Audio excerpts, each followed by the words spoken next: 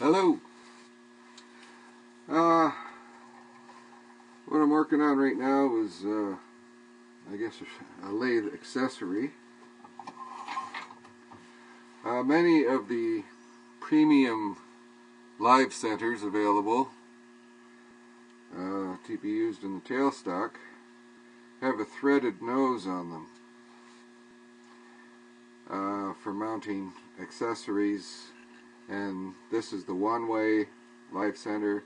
It comes with a small 60-degree cone that will screw on there, and it also comes with a large cone that can screw on either way around, which is useful for various things, but occasionally a situation arises where it would be nice to have a custom shaped live center.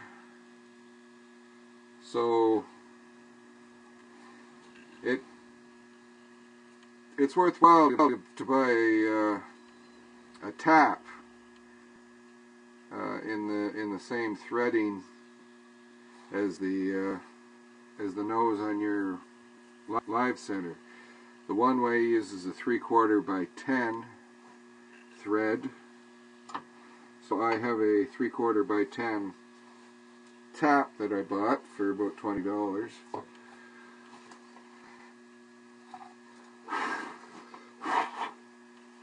So I'm going to make this stub of hard maple into a custom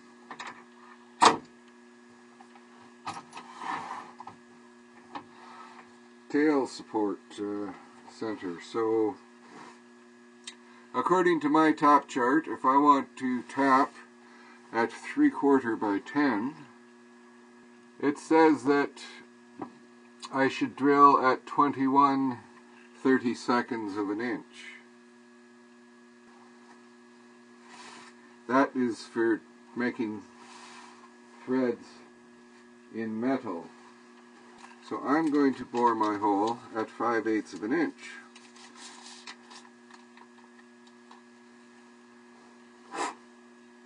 Because I don't have a 21/32 bit. But I'm going to dress this end off and make a center dimple before I start trying to tap.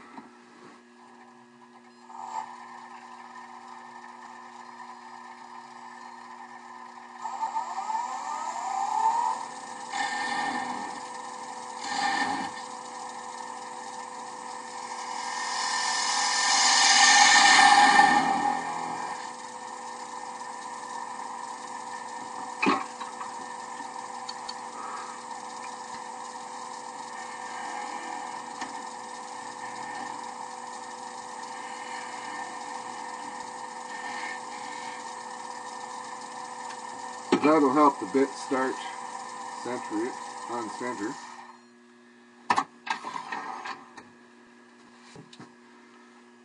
And this is also, this tap is tapered on the end. It's not going to cut full threads until it gets down to about here. So I need the hole to be at least a 1/2 inch deeper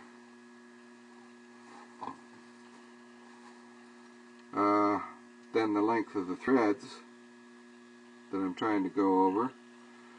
Plus, I've got the nose of the tail center that I've got to leave room for, so I want to go in at least a 1/2 inch deeper than my ultimate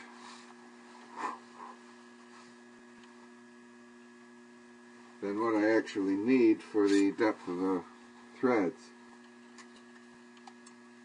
So the threads, I need full depth threads for 5/8 of an inch.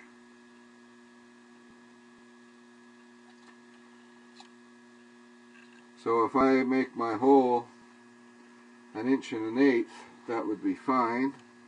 To err on the side of caution, I'll make the hole 1 1/4 inches deep. Another other thing to keep in mind when you're boring holes on the lathe that are supposed to be a specific size, if there's any misalignment between your headstock and tailstock, the center of the spindle and the center of the tailstock ram, then the hole is probably going to be oversized. So you better to use a bit that's a little smaller to start with. I will lock the headstock spindle and I will start cutting threads.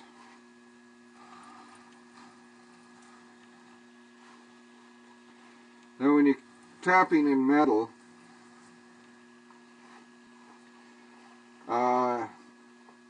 as the leading edge of the tap cuts the thread, it's actually peeling a wire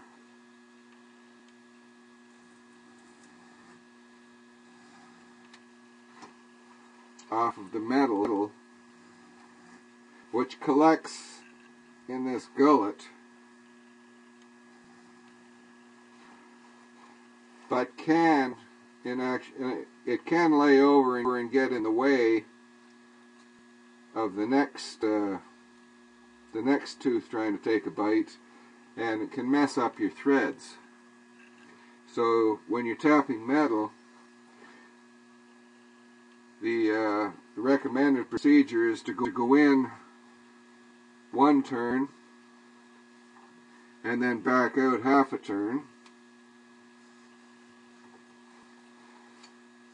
The backing out half a turn brings the back edge of the gullet to where the wire is still attached to the metal and snaps it off, so it breaks it free.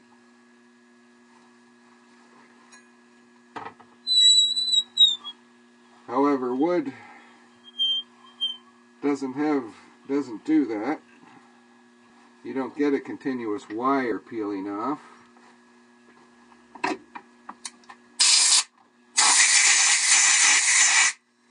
So I don't think it's necessary to back out quite as often as you have to with metal.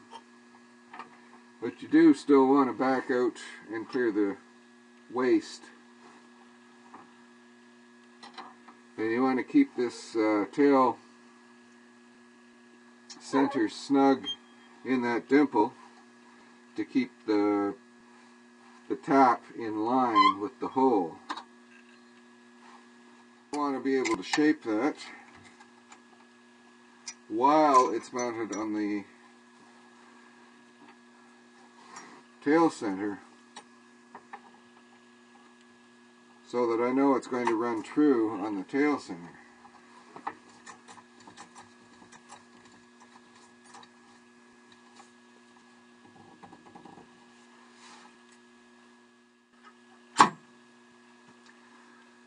Okay, so I can mount the tail center in the headstock, and the headstock will turn it real good.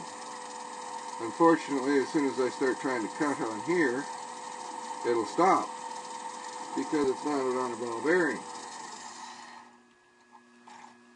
And that does it. And there's far less slop there now than there was before.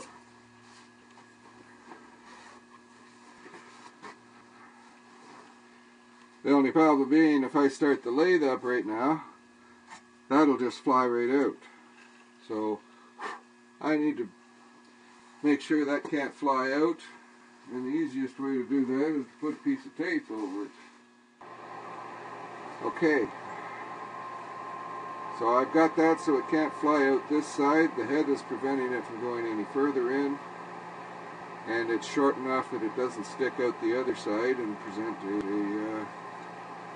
a hazard. So now I can finish turning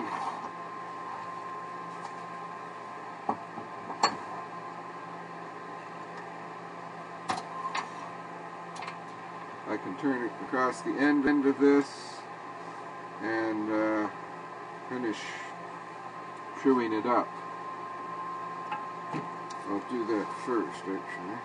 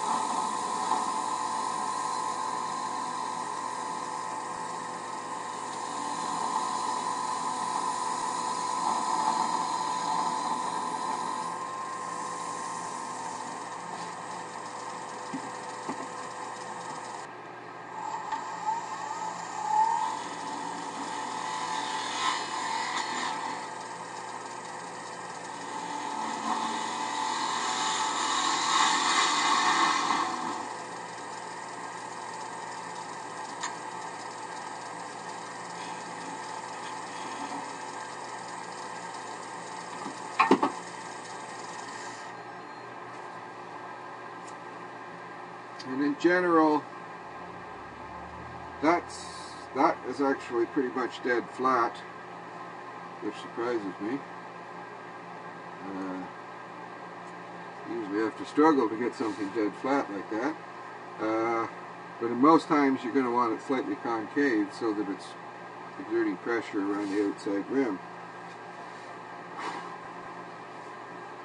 But now, if I need that for just to apply pressure to something without marking it, that's good just the way it is.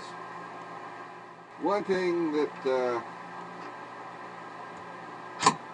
that sort of a block is very useful for, my drill press doesn't have nearly enough oomph to turn that big a bit and do any useful work with it.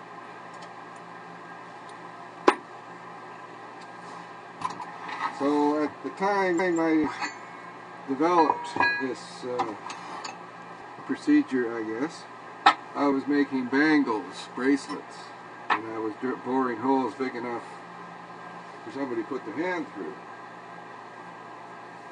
like 2.5 inches.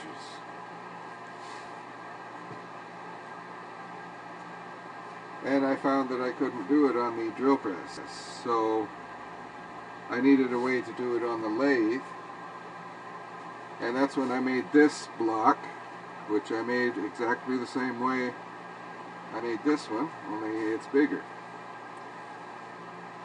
So I mount it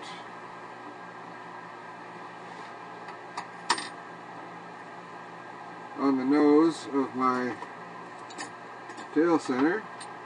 So I've punched a starting dimple. I get the starting dimple over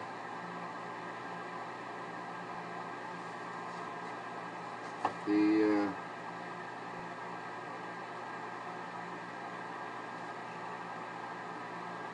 there we go, finally, and bring the tailstock up and just put some pressure on it. Then I bring the tool rest up to take the torque, and that is just, this is just advanced far enough to hold this piece of wood onto the centering spur on the bit. And I've got the lathe down to 500 RPM, and I start it up, and the bit is turning, but it's not cutting a hole yet because there's nothing pushing the wood against it. So now I use the tailstock ram to advance it.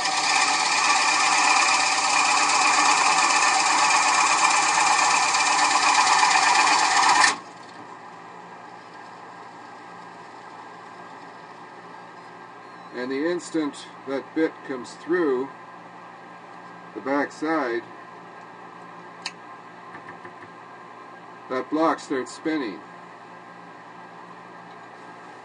So I'm not marring up the block, and I can use it over and over and over and over again